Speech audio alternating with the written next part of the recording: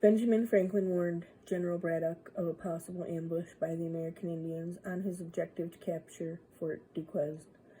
Braddock's Virginia officers, like Washington, Gage, and Gates, warned him not to take wagons on the campaign. He ignored them. 300 men with axes cut the way to the fort. He sent scouts ahead to prevent an ambush, but the Ottawa under Pontiac could not miss this lumbering, axe-clearing, and noisy army in their territory. Excuse me. Braddock's army moved toward Fort Duquesne, Pittsburgh, in the spring of 1755. The French were able to only gather a force of 600 American Indians and 300 French Canadians against Braddock's men, who had hacked their way through the wilderness. But Pontiac led the Ottawa warriors, and they ambushed Braddock's men south of Duquesne. Of the 1,748 British soldiers, over 800 were killed and 400 were wounded. Braddock was mortally wounded. Before he died, his last words were, he was incredulous that he would lose, and that the British army must be better prepared the next time. The tribes were not impressed, but the best of the king's regulars, who just marched noisily forward and waited to be cut down, were not impressed by the best. Okay. The British then proclaimed that every enemy Indian scalp was worth 40 pounds. Although popular American culture attributes this barbaric act to an exclusive native practice, on April 9, 1756, the British Board of Commissioners went even further when they presumed to be able to ascertain both age and gender from a scalp. This attack against Braddock triggered the beginning of the intense animosity of the British commander in North America, Lord Geoffrey Amherst, towards Pontiac, the Ottawa, and all the American Indians. Amherst believed that the best way to deal with the savages was through regulation and punishment. Intermingling the intermarriages between races, a common practice during the French tenure, was now discouraged. Amherst began the introduction for the British caste system that proved effective in destroying the civilizations and corrupting the moral fiber of the colonial nations. The Odawa and other tribes referred to the British as the, quote, snake people for their deceptive nature. The Detroit Odawa moved east with Pontiac and fought against the British in upstate New York. At Fort William Henry in 1757, they contracted smallpox and brought it back to their villages. No records exist that tell how the Odawa became infected or whether this was the first use of British biological tactics under Amherst, who was fighting in the area. The resulting epidemic took most of the Great Lakes tribes out of the war. Quebec fell to the British in September 1759, and the French lost the war in North America. Montreal surrendered the next year, and the British occupied all the forts in the Great Lakes and Ohio Valley.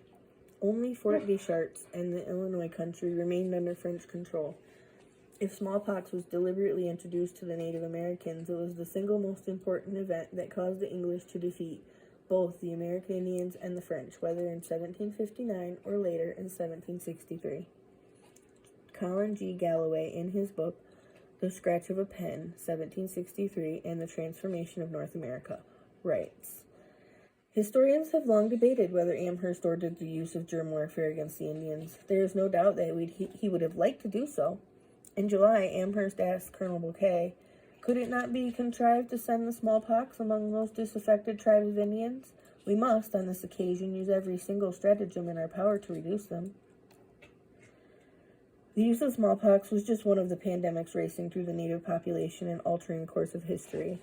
Charles C. Mann, after recounting the losses of Inca and Mayan nations, commented in his book, 1491, New Revelations of the Americas Before Columbus, quote, nobody knows how many died during the pandemics of the 1770s and 1780s, but even if one had a number, it wouldn't begin to tally the impact. Disease turned the whole societies to ash, end quote. The many unburied corpses, or those hastily buried in shallow graves along the coast of Waganakasi, is testimony to the smallpox genocide. But a natural pandemic is one event, while a deliberate and premeditated act as at L'Arbre Croche is another. The miracle is that enough members of the Odawa tribe survived and were not one of the nations that disappeared. The tribes that were allies of the French did not resist the British takeover. The French ran out of gunpowder in Detroit, and the former French alliance was hoping that the British would supply them. In September, Major Robert Rogers and his Rangers were stopped by Pontiac outside of Detroit. Pontiac wanted to let Rogers know that he was in Pontiac's territory and then let him pass through. William Johnson, the British Indian Commissioner, wanted to continue dealing with the French alliance tribes in the same manner as the French did. Sir Geoffrey Amherst, the British commander of North America, had other plans. He loathed the Native Americans and thought that they were savages. He considered the practice of annual gifts to chiefs bribery and had stopped it. He also raised the price of trade goods and restricted the supply, especially the much-desired rum and gunpowder.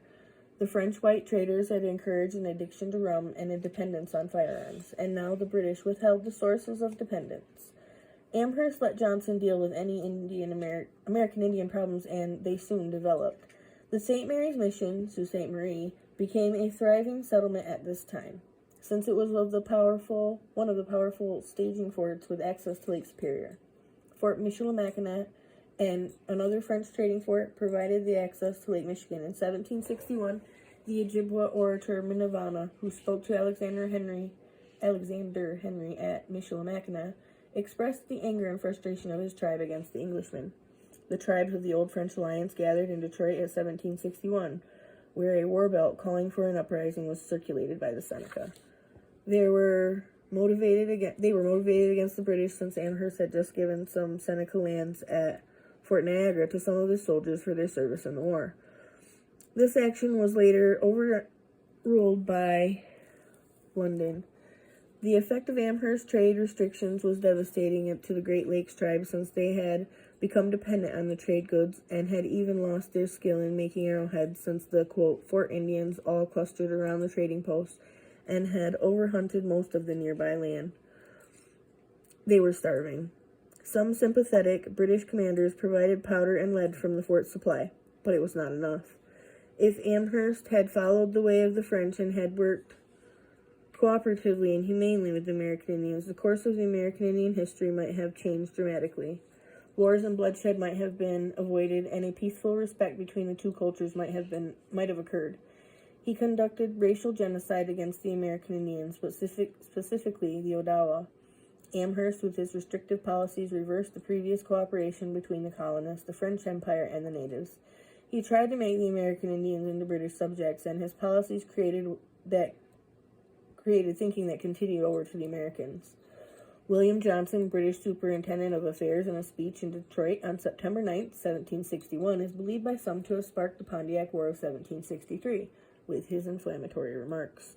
It is alleged that he considered the defeated Wyandotte the leaders of the Western Confederacy. This speech angered the Odawa, Ojibwe, and Potawatomi of the Algonquin Confederacy. Minavana, the Ojibwe spokesperson who lived near Fort Michilimackinac, began planning the conquest of the fort by winning the confidence of George Etherington, commander of the fort. Alexander Henry, an English trader living at the fort, tried to ward Etherington, who would not listen to him. Tensions among the tribes built, and in 1762, the Detroit tribes, now the Odawa, Wyandotte, Ojibwe, and Potawatomi, were on the brink of fighting with the Shawnee. War belts were circulated by the Illinois and Kahanawagi, who were the Christian Mohawk at Montreal. Britain and France were still technically at war. The French allies agreed to peace, but thought it was just a temporary state. The summer of 1762 saw a drought in the Ohio Valley, which was followed by starvation and epidemics that winter. The stage was set for a major revolt. The unifying factor was the emergence of a new religious movement among the Odawa. The teachings of the Delaware prophet Neolin, the Enlightened One, reached out among the tribes on the Ohio River from his village there. He had a message for the rejection of trade goods and a return to traditional native values. This was the same message that Gandhi gave his people about the British rule over 200 years later. The British colonial power did the same thing to the East Indians as the American Indians. The British dismissed Neolin as an impostor, but his message gathered acceptance among the Delaware. But the Delaware were not members of the French alliance and did not have the political credentials to lead the revolt. Neolin's name meant four, which means the four directions. This is a sacred number and identifies the prophet with the spirits of the 4 cardinal directions and also with the winds sacred to the Delaware as well as to the Ottawa. 6. Not only did his name have a powerful message, but, quote, the winds were particularly influential among the Anishinaabe and Central Algonquins, who practiced shaking tent rituals, in which the spiritual winds buffeted the shamans, but while he or she sought the wind's advice, knowledge, and power, end quote. Vine Deloria Jr. in his book, The World We Used to Live In, Remembering the Powers of Medicine Men, recounts several stories about the shaking tent rituals. Veronica Medicine, who was the former curator of the Andrew Jackson Blackbird Museum, says that the shaking tent ceremony is still practiced by the Ojibwe medicine men in the Upper Peninsula of Michigan. The Odawa under Pontiac, as the Odawa chief at Detroit and whose mother was an Ojibwe, did have the power to lead the revolt. Pontiac was a follower of Yulin and a leader of the Matai, the Grand Medicine Society, which was a religious society of most of the tribes in the Great Lakes. As a way of restoring French rule, Pontiac made Yulin's philosophy anti-British. As with many other beliefs and philosophies, the message became political rather than spiritual.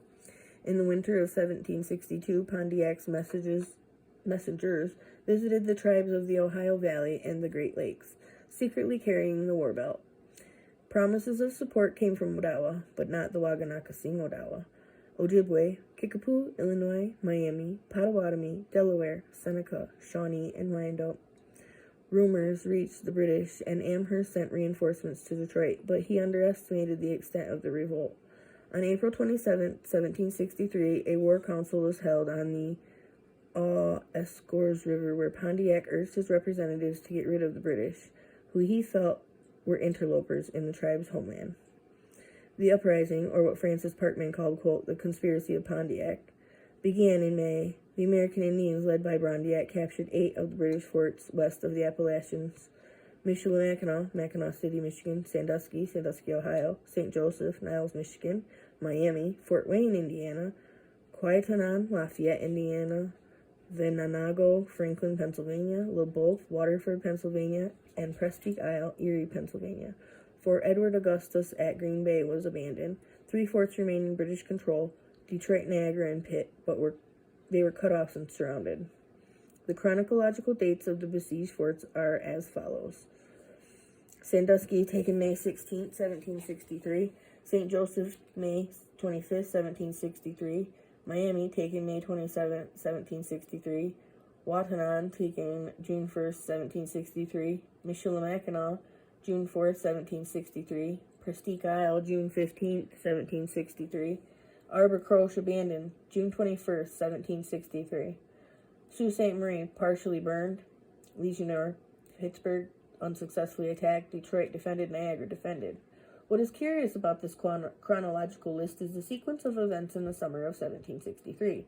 The logistics and coordination of Pontiac to orchestrate such a multifaceted attack covering such a large territory is amazing, considering the communication systems of runners in that day. Also, another interesting note is that Arbor Croche is considered, quote, abandoned on June 21st of that year, which would collaborate on the date when the Ottawa carried the remaining British soldiers, French missionaries, and traders to Montreal. In an account of Saltzman in his, quote, Ottawa history, he says, the English say it is a pity to expend men against the Indians, and they introduced germ warfare. At Fort Pitt, a peace delegation of Indians are given smallpox and gifts of little silver boxes, being told it was medicine, but not to be opened until they return to their villages. Tens of thousands of Indians are murdered under a flag of truce by the barbaric English. A British commander justified the action by saying, sending germs instead of soldiers, he is saving the lives of, quote, better men. If this statement is true, the exact parallel of what occurred at Arbor Croche happened as also at Fort Pitt. Although Blackbird described the box as tin, not silver, all of the other details are similar. The crime, the motivation, and the execution were all the same. These events can be defined as germ warfare. But the Waganakasing Odawa, Menominee, Sauk, Fox, Winnebago, and Iowa refused to go to war and sent wampum belts to the British. At Fort Michilimackinac, Charles Langlade and Father Dijonay saved some of the garrison from the massacre. Henry was reluctantly saved as part of this group, and he recorded the incident. The Waganakasing tribe rescued them on their trip to the Isle of Castor, and in subsequent negotiations with the Ojibwe were given the British soldiers. They escorted them with the garrison from Green Bay to safety in Montreal. This piece of recorded history is important to note, since the smallpox incident at Arbor Croche followed as a result. Pontiac decided that he would attack and capture Detroit, which had a 120-man garrison with 40 British traders and 2 armed schooners. Pontiac was leading the Detroit Potawatomi and Wyandotte, the Saginaw Ojibwe, and some Mississauga from Ontario. Sensing that the British was prepared, Pontiac did not attack. They made 2 more attempts at surprise attacks that failed, but on the May 9th began warfare. This tribe still did not have access to the fort, but they killed all of the surrounding British villagers, leaving the fort unharmed. Pontiac moved his village to the west side of the Detroit River in order to surround the fort. Gladwin only had 3 weeks of supply of food and sent a schooner to Fort Niagara for assistance. 2 British officers went to Pontiac's village to negotiate a truce, but although he allowed their safe passage to his village, he would not allow them to return to the fort. Pontiac had counted on the French at Detroit to join the revolt, but they let him down. When they did not supply his people with food, Pontiac made promissory notes with his otter sign on birch bark that was honored for years afterwards by the Detroit tribes. Pontiac was told about the Treaty of Paris, but thought that it was a lie and disregarded the information. The definitive Treaty of Paris in Article 4 permitted the inhabitants of Canada, the French, and other Europeans the right to emigrate and settle. Plus, protecting their property rights, international law held the principle that laws and rights of the subjects acquired by the conquest or cessation continued in force unless repugnant to the Crown's sovereignty.